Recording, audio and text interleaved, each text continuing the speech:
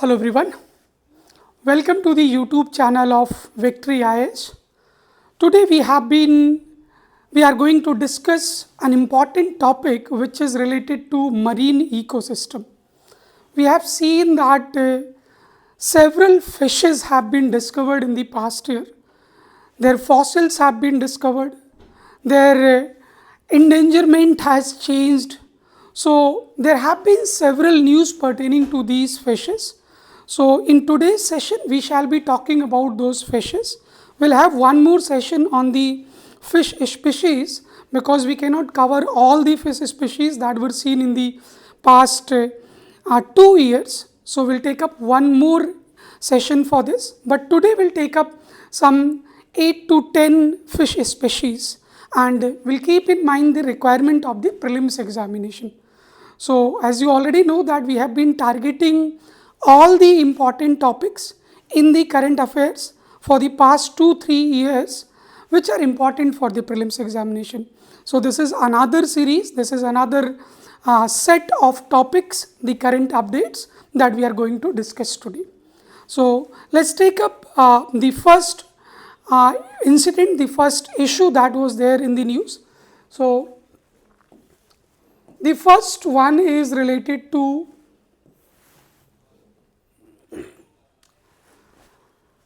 a fish species called vaquita. So this vaquita porpoise, which is typically endemic, it is typically endemic to Gulf of California. So this vaquita porpoise, by a study of International Whaling Commission, it has been found that their number has decreased to a substantial low. Now only 10 species of vaquita are found in this Gulf of California. I hope we know Gulf of California. If you know the map of, this is broadly North America, over here this is California Peninsula, and this water body between North America and this California Peninsula, this water body is the Gulf of California, and over here there is a small sea called Sea of Cortez. So either they'll write Gulf of California or they'll write Sea of Cortez. Sea of Cortez is west of Mexico. So this country is Mexico. Over here this is Mexico. So in this part of the world, in this part of the water, this vaquita porpoise is found. So if you look at the facts, in 1997-98, the vaquita species in this area were close to 500, but today it has declined to 10 species, which is a point of concern now for the world. And this warning, this extinction alert has been given by International Whaling Commission. So this Whaling Commission, you should also know a bit about this Whaling Commission. It is a global agency which has been formed under International Convention for Regulation of Whales. So this commission has been formed under International Convention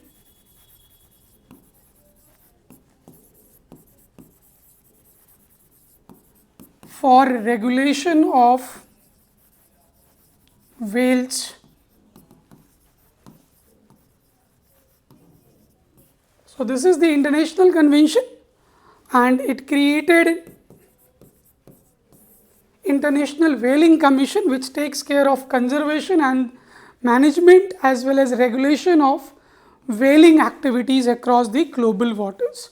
So this commission has recently said that vaquita porpoise, their number has decreased to the substantial low, and now this Vaquita porpoise has come into the category of IUCN status of critically endangered. So this Vaquita porpoise is today critically endangered, and this is found only in Gulf of California. In northern part of Gulf of California, this species is endemic. So let's have a reading about what is written here. So now only 10 species are remaining of vaquitas. It is down from 570 in 1997. So those exact numbers are not important, but you should have some idea that it were close to 500, 600 in 1997 or in the late 20th century. You can also find words like phrases like late 20th century. And this area where they are endemic is nearly of 300 square miles. So obviously this requires protection, this requires international efforts in order to protect these species. And location I have already told you, this is found only in Gulf of California. This Sea of Cortez is also part of the Gulf of California. Okay. So these are the facts about Vaquita porpoise, which was seen in the news because it was highlighted by IWC. IWC is nothing but International Whaling Commission. And if you ask about the reasons why there is significant decline in the population of these species, so the first reason you can any day figure out is climate change. Climate change, as I have already discussed several issues pertaining to climate change and global warming. So climate change and global warming is causing average increase in the temperature of the oceanic waters as well, and these species, most of these species are acquainted, or can say they can survive only in certain temperature range, and when this temperature range exceeds the required temperature range, so these species undergo extinction. They die because of the increasing temperature of the water. That is one thing. Second reason is the fishing gears. So they get caught in the fishing gears, the fishing nets that are being used for fishing activity. So they unintentionally, it's not that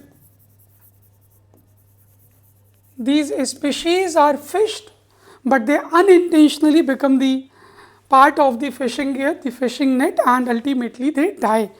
And in this area there is one illegal activity which is usually seen, and that is the fishing of totoaba. So totoaba is a fish species which is again found in this area only, Gulf of California. And this species is very high in demand in South Asian countries, especially in Chinese cuisine. This is very high in demand. So for these reasons, fishing is very common in this area, and unintentionally this Vaquita species also gets caught in the fishing nets, and ultimately resulting into the substantial decline in the species, which has now reached to 10, which is a point of concern for the International Whaling Commission as well as the global community. Okay, so this was about Vaquita porpoise. Now moving to the next topic. So next news is related to Amazon river dolphin. So this river dolphin, first thing you should know that the IUCN status of this Amazon dolphin is of endangered category. So this is the IUCN status of, first thing that you should know, with respect to the prelims examination. So, Amazon river dolphin endangered species under the IUCN category, and the news says that they are in peril, they are in danger. So, why they are in danger? The news says that 120 river dolphins died in Amazon tributary due to severe drought and soaring water temperatures. So, because of the drought conditions, the water has decreased, and because of global warming and climate change, the temperature has soared up, the temperature has increased, and because of again increase in the temperature, these river dolphins have died, and their number is 120 that was observed during the report. So, this Boto, known for its striking pink color, this river dolphin is also called Boto locally. So, this has a striking pink color. This is somewhat the color of the dolphin that we are talking about. If you look at this colorful species, this is the dolphin, pink colored dolphin, which is found typically in Amazon rivers, and its tributaries. So, it is mainly found in the forested areas of the Amazon river. So, obviously, it is endemic to South America and primarily in Brazil. So, the low river levels during the drought create harmful conditions with water temperatures reaching lethal levels for these unique freshwater mammals. Do remember that these are the freshwater species, they are the freshwater species, very important point.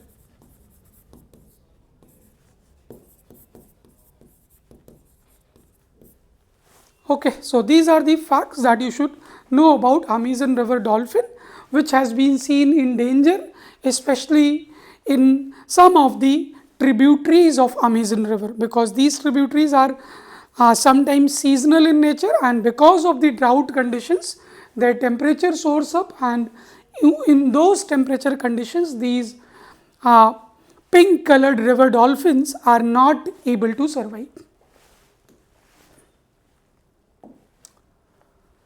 Now, coming to the third news. So, third is from a Caribbean island. This third news is from Caribbean island. This is Dominica is a Caribbean island north of South America. So, over here a marine protected area has been declared. Dominica has recently declared a marine protected area, and this marine protected area, or call it marine reserve, is unique in the sense that it is world's first marine protected area which is dedicated to sperm whale. So, it is again a type of whale which is found in this area, and not only found in this area. Do remember that it is found in entire Atlantic, but it is also found in Dominica, the Caribbean island region, the Caribbean Sea region, the Gulf of Mexico region. So, Dominica, where this country is located, as I told that this is an Arabian island.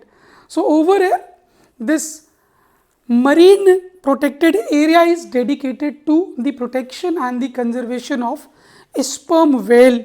So, sperm whale whose 35 families, this is what researchers says, that 35 families of sperm whale are found in this area in and around Dominica, and they are resident communities for over 60 years.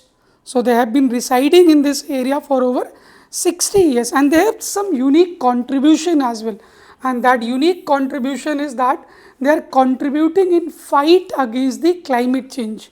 How they are climate warriors? So, I will tell you that because these sperm whale, when they defecate, their feces contain some micronutrients some macronutrients which are useful for the growth of algae and other type of planktons. And because of growth of algae and planktons in this area, so ultimately it absorbs the CO2 from the atmosphere. So thereby they are helping in absorption of CO2, in capture of CO2 from the atmosphere. That is why they are also said to be climate warriors. Now you might ask, sir, that why the feces of these species have some macronutrients which are helpful in the growth of the planktons. So this research has not yet been concluded, but because of the dietary choices, because of the kind of planktons that are found here, जो ये खान जो इनका diet है, जो ये food intake कर रहे हैं, because of that those macronutrients are present in the feces when they defecate. So but obviously their number has been also declining. So if you look at the numbers, I'll tell you entire history of it. So let's move to the next slide. So if you look at the numbers of these whales, so historically there were nearly 2 million sperm whales that were roaming in the oceans of the earth, that were roaming in the waters of the earth. But the current status says that it is only 8 lakhs that are remaining globally, and hardly 500 are remaining in Dominica's water. So that is why it is a point of concern, and for this reason only, in order to protect these species, this marine protected area, or call it marine reserve, has been declared by Dominica. Okay, and the reason, one reason of the decline is that their slow reproductive cycle. Their reproductive cycle is slow. The reproductive cycle is slow. If you look at the facts, one calf every 5 to 7 years, and single offspring determines the entire family's future. So that is one natural reason for decline in the population of these species, but obviously nature has maintained its balance. Major problem is with the anthropogenic activities, the man-made activities. So the ship strikes, the fishing gears entanglement, and agricultural runoff. What is this agricultural runoff causing? This agricultural runoff is causing algal bloom, and because of this algal blooming, the dissolved oxygen level in the water bodies decreases. That is called biological oxygen demand of the plants, because algal bloom. So it means that there is huge growth of the algae in the water bodies, and these algae will demand oxygen. So biological oxygen demand is very high. So O2 present in water reduces for other aquatic animals, and because of these factors their number has been declining. So in order to recognize this problem, in order to take right conservation measures, Dominica has declared that in and around the area as the marine protected area. Okay, so just remember these facts, that Dominica has recently declared marine protected area, which is first, or which is one of its kind, and first in the world, in the sense that it is dedicated to the protection of sperm whale, and the number of these sperm whales have been declining significantly because of a number of factors. Do remember this natural reason as well. At times these natural reasons are given in these statements and we tend to ignore them. We believe that these are not the factors. So these are also the factors. Okay, then moving further to the next topic.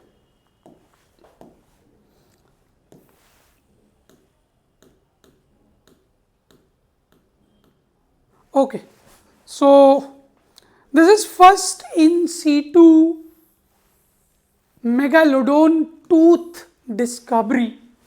So basically, this is a giant shark whose tooth has been discovered very recently in the waters of Atlantic Ocean.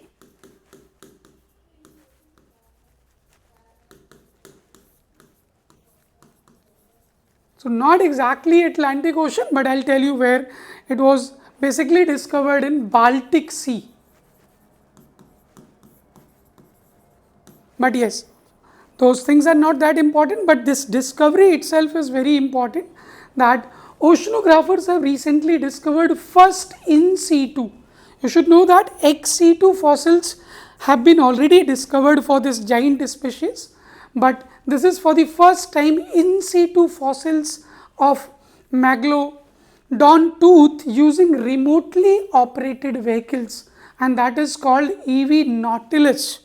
So EV Nautilus is a remotely operated vehicle which goes into the oceans up to the depth of 4000 to 4500 meters.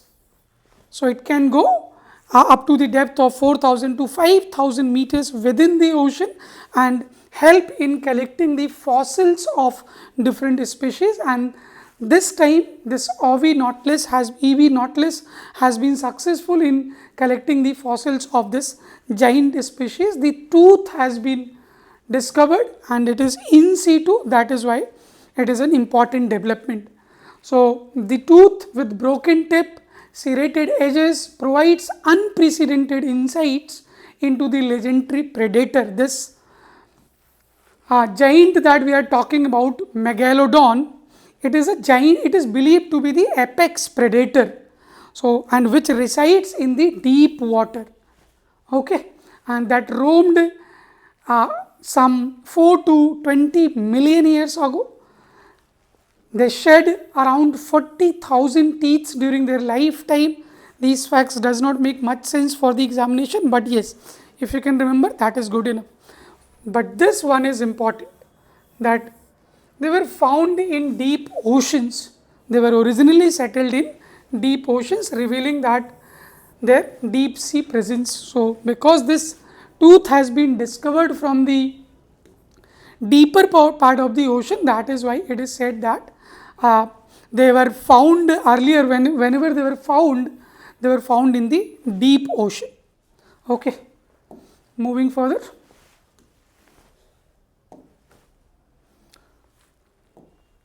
So another news from India. So since it belongs to India, so it becomes more important for you.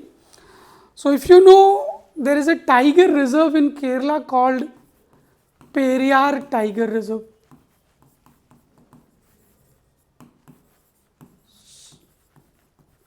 And in this Periyar Tiger Reserve, there is one endemic fish species whose genome has been decoded recently. For the first time, the genome coding has been done for this species, and in Kerala it is called Brahman Kenda. So Brahman Kenda, technically this is known as Lepidopygopsis typus, but if you can remember Brahman Kenda, this is typically endemic to Periyar Tiger Reserve, and it is also endemic to uphill chilly water. So this is the characteristic of this Brahman Kenda fish species, which is found solely in Periyar Tiger Reserve in India. Okay, and this genetic breakthrough, this decoding part, decoding means that how the DNA and RNA is basically making this fish species. The first ever mitochondrial DNA sequencing reveals unique adaptation for chilly uphill waters. So that is what I said. They are well adapted to this uphill chilly waters, and The conservation priority, the S species status is endangered. This species is globally endangered, so that is why it requires very high level of conservation priority. So certain facts, if you can remember, there might be question in the examination hall. Okay, then moving further. This is a shark species, megamouth. So this is the name of the shark species, which is usually found in deep waters, again in deep sea water, at the depth of nearly again 4,000 to 5,000 meters. But recently it has been located near the coast of Philippines, and this location usually they come near the coast only during the night times. So these are the characteristics of this shark, megamouth shark, and for the first time the pregnant megamouth shark has been located. So this is the 60th megamouth shark that has been located, and for the first time the pregnant one has been located. So do remember that pregnant one has been located for the first time, but megamouth shark is not new discovery, it is the 60th in number. So only 60th megamouth shark ever observed and the first pregnant specimen discovered. Okay, and you should also know that they are ovoviviparous. Ovoviviparous means they are oviparous. It is a combination of oviparous and viviparous. What does it mean? It means that the egg is produced within the body and then the live birth is given. After the hatching of the egg within the body, the live birth is given. So this is the typical characteristics of the megamouth shark. So they are ovoviviparous, but do remember, not all sharks are ovoviviparous. They could be oviparous, they could be viviparous, but this one is ovoviviparous. Very important point. Okay, so offsprings develop in eggs inside the mother and then live birth is given to the offspring. I hope it makes sense. And discovery details, it was found to be 5-6 meter female, obviously since it was pregnant, so you can easily guess that it was a female one, and found in the waters of Philippines. Mouth, megamouth, the mouth was nearly 1.3 meter wide, that is why it is megamouth, and conducted on the mother end. So some discoveries were conducted once they were located. Deep sea habitats, I already told you that they are found in the deep oceans, in the deep seas, up to the depth of 4,600 meters, surfacing primarily at night. So they are seen at the surface only during the night time.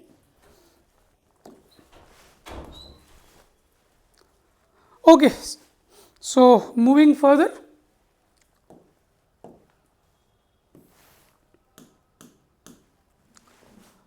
So this one is again related to algal bloom crisis. I already told you that this is the result of eutrophication. Eutrophication means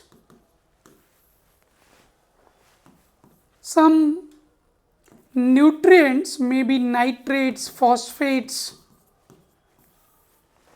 from the surrounding water bodies, they reach to the water body.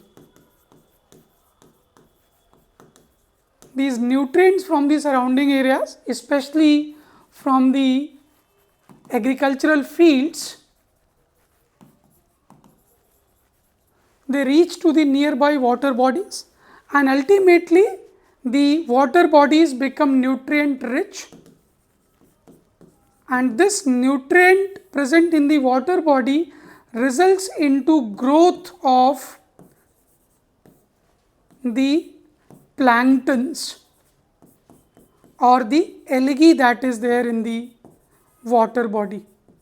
So, this exponential growth of the planktons or the algae in the water bodies because of the presence of nutrients, this entire process is called algal blooming, and technically this entire process is called eutrophication. So, because of eutrophication, this algal bloom crisis has been noticed in California water, and red tide outbreak, this is also called, this algal bloom crisis is also called red tide outbreak. Why it is called red tide outbreak? Because of the red coloration of the water. And why this red coloration of water happens? Because of presence of an special algae. So, this special algae is called dinoflagellate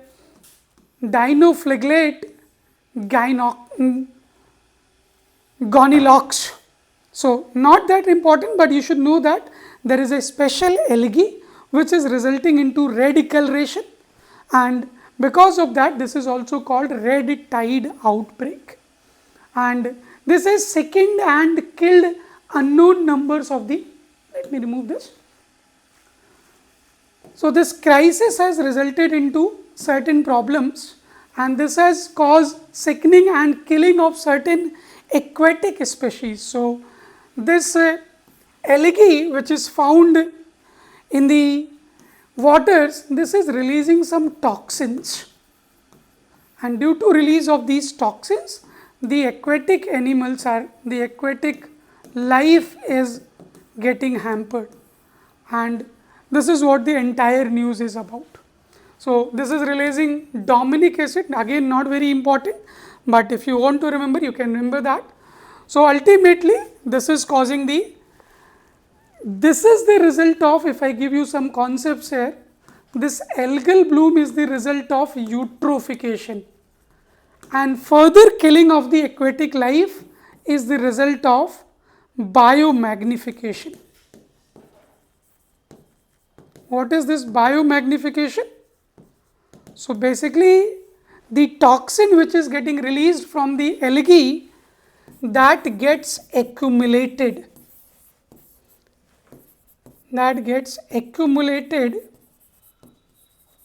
in the species which eat them. So, there are certain aquatic mammals which are dependent on these algae, and once they eat them, these toxins get accumulated in their body, and if somebody else is if some other species in the higher food chain eats up, so ultimately it is resulting into higher accumulation of the toxin, and that is why it is called magnification, biomagnification. So, algal bloom crisis is the result of eutrophication, and further killing of the aquatic life is the result of biomagnification, or also another word could be written called bioaccumulation. Bioaccumulation. So, three concepts from the static portions we have brought here, and all these things are happening because of climate change, excess nitrate runoff. So, again the eutrophication is caused because of this only, excess nitrate or excess phosphate runoff, which causes blooming and ultimately causing red discoloration. This discoloration is happening because of this dinoflagellate, all these algae. Okay. Then moving further.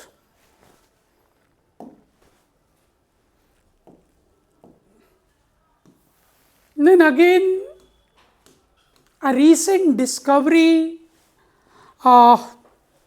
in the waters of Peru,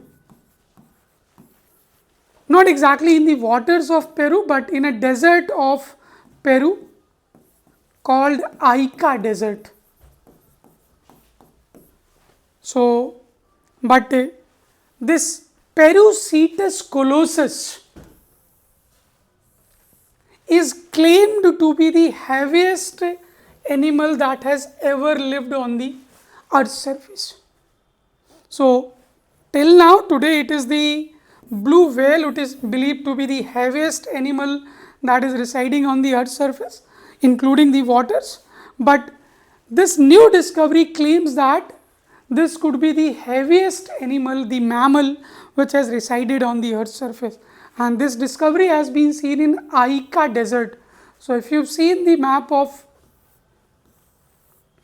this is broadly the map of South America. Over here the country is Peru. This desert is called Sechura. This desert is called Atacama, and between Atacama and Sechura there is another desert called Ica desert. So, Ica desert is present at the northern tip of Atacama or southern tip of Sechura desert. So, in this desert, Ica desert, this discovery has been done, and it is claimed to be the heaviest animal that has ever lived on the earth's surface. So, discovered in Peru's Ica desert. This Ica is in Peru, and this colossal whale, this is a type of whale only, and it is having very heavy and dense bones, and those bones, the density is similar to the manatees. Manatees means the dugong species, the sea cow species, these all belong to manatees, and this is claimed to be the earth's heaviest creature till now. So, that is why this news becomes very, very important, and obviously these species are no more found today. They lived some 39 million years ago during the ancient times in the coastal waters. Okay.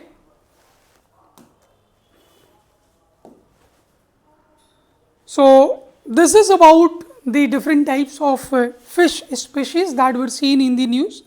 I will bring up some 8 to 10 more fish species that were seen in the news in the year 2023, and this through these discussions and the sessions will complete our important species that were seen in the past 2-3 years. So, this would be all for the day. Thank you so much.